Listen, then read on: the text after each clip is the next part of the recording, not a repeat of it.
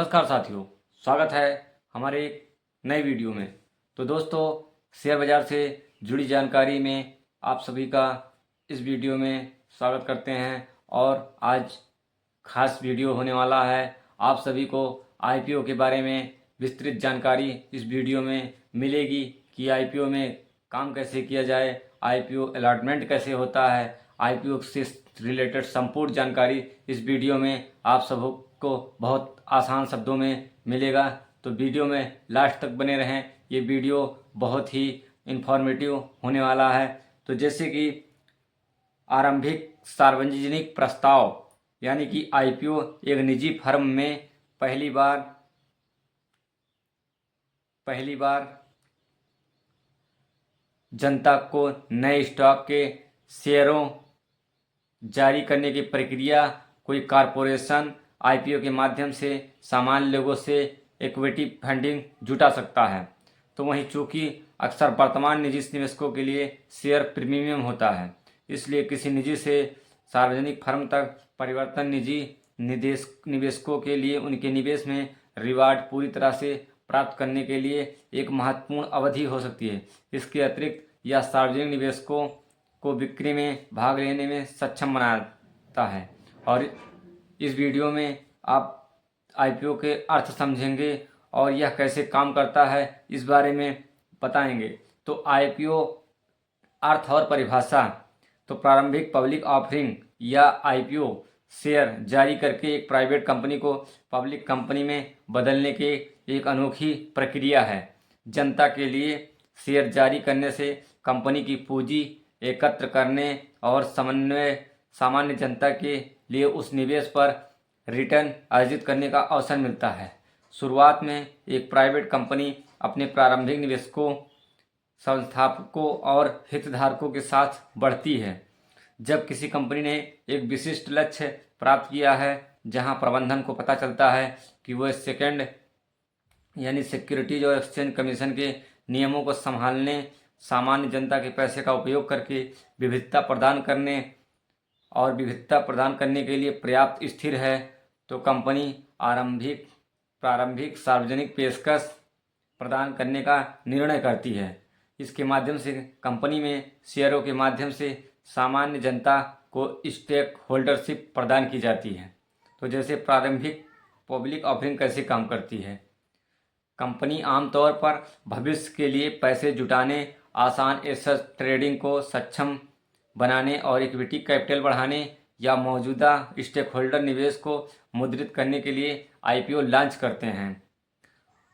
और संस्थागत निवेशकों और सामान्य लोग शेयरों के प्रारंभिक बिक्री के बारे में प्रॉस्पेक्टस के जानकारी का आकलन, व्यापक प्रॉस्पेक्टस में प्रस्तावित ऑफर के बारे में व्यापक जानकारी होती है।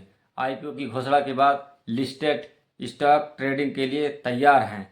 स्टॉक एक्सचेंज निरपेक्ष शर्तों ने शेयरों के लिए न्यूनतम फ्री फ्लोट आवश्यकता और कुल शेयर पूंजी की प्रतिशत के रूप में निर्धारित करता है। आईपीओ के प्रकार क्या? तो दो प्रकार के आईपीओ हैं।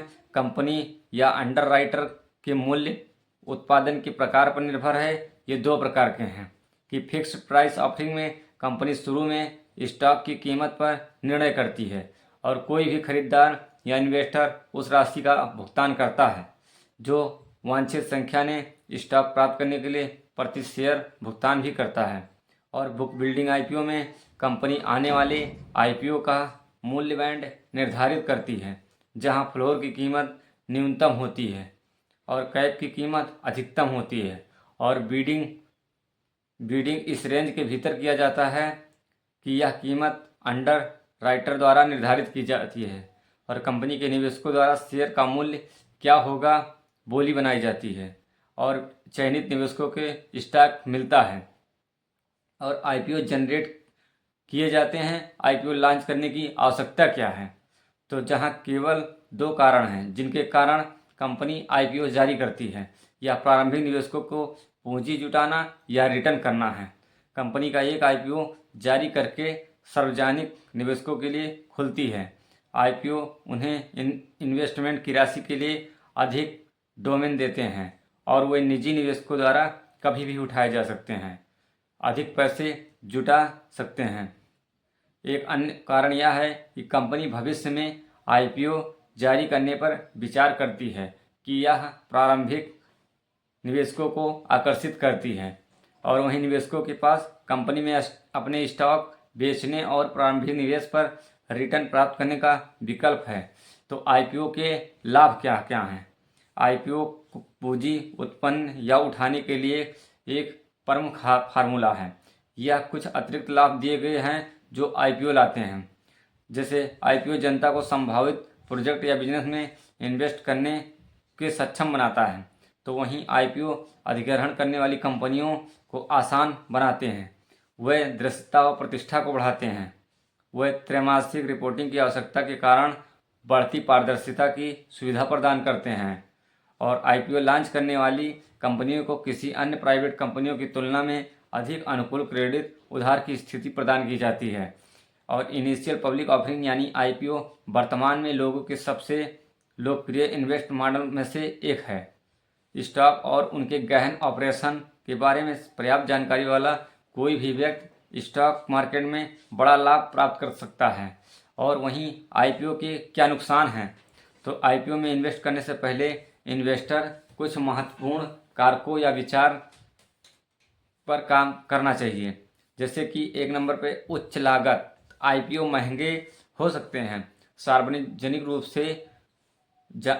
रूप से जाने वाली कंपनियों के नियामक, अनुपालन, अंडरराइटर की नियुक्ति, निवेश बैंक के साथ काम करने और आईपीओ प्रक्रिया के आसान से सुनिश्चित करने की आवश्यकता होती है। इन लागतों को तेजी से जोड़े जा सकते हैं। और दूसरा है कम नियंत्रण।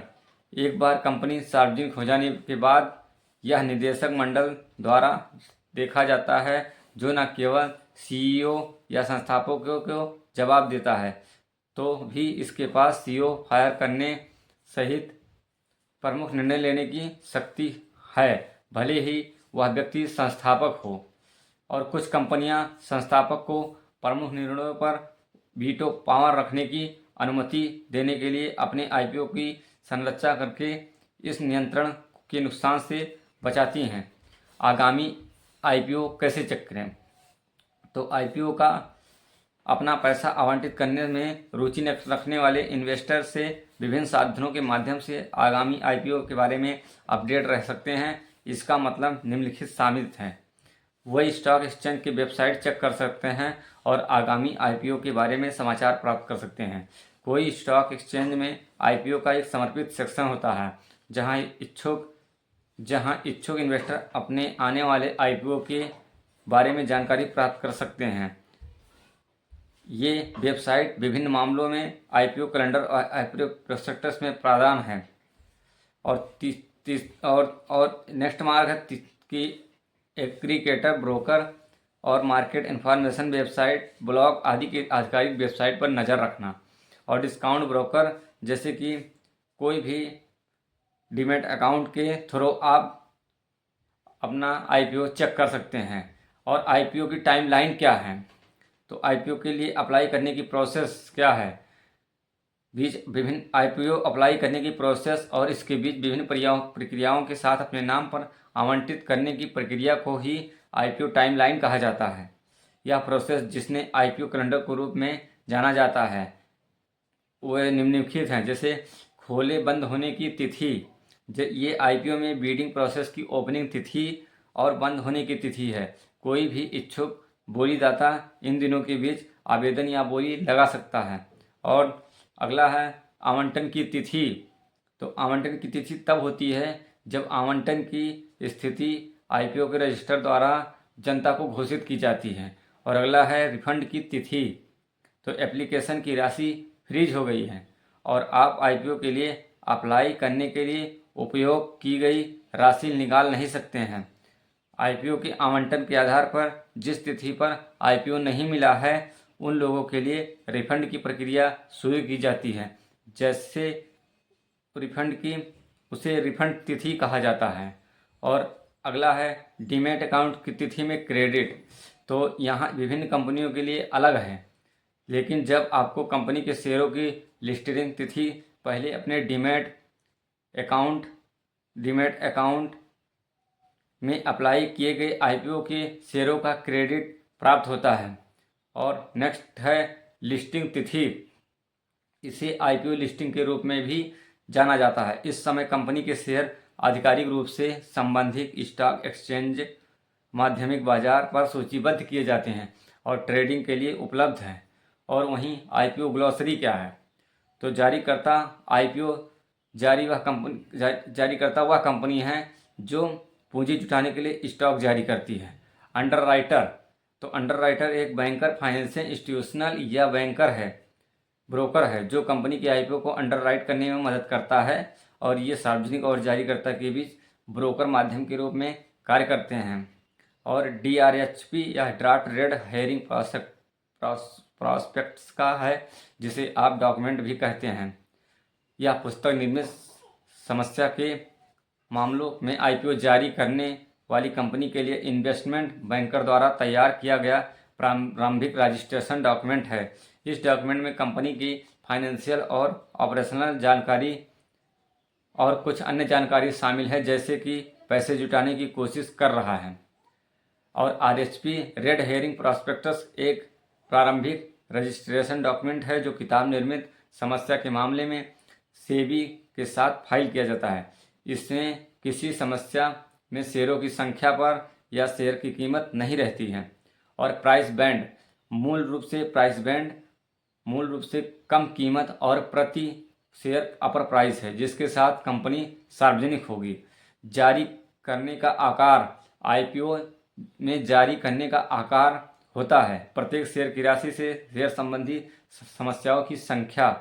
सब्सक्रिप्शन के तहत यह एक शर्त है जब जनता द्वारा लागू शेयरों की संख्या कंपनी द्वारा जारी शेयरों की संख्या से कम हो।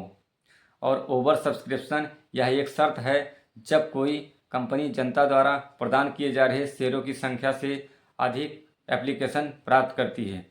आईपीओ में इन्वेस्ट करते समय याद रखने लायक चीज़ें, तो आमतौर पर आईपीओ में इन्वेस्ट करना एक लाभकारी विकल्प है, लेकिन इन्वेस्ट करने से पहले आपको निम्नलिखित चीज़ें ध्यान में रखनी ही चाहिए।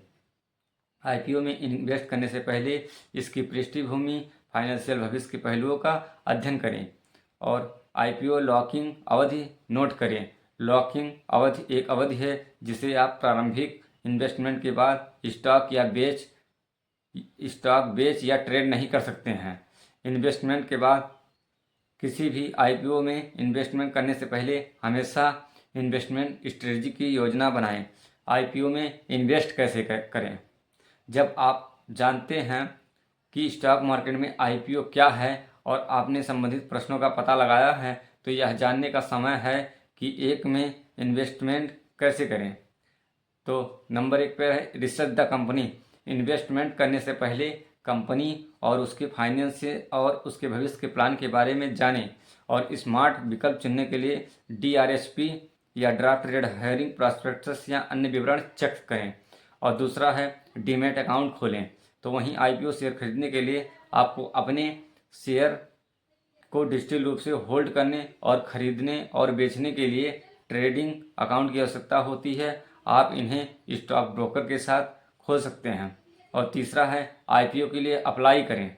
जब आईपीओ सब्सक्रिप्शन के लिए खुला हो तो अपने ब्रोकर के प्लेटफॉर्म के माध्यम से अप्लाई करें या अपने बैंक के माध्यम से ब्लॉक की गई राशि विकल्प द्वारा समर्थित ASBA या एप्लीकेशन का उपयोग करें।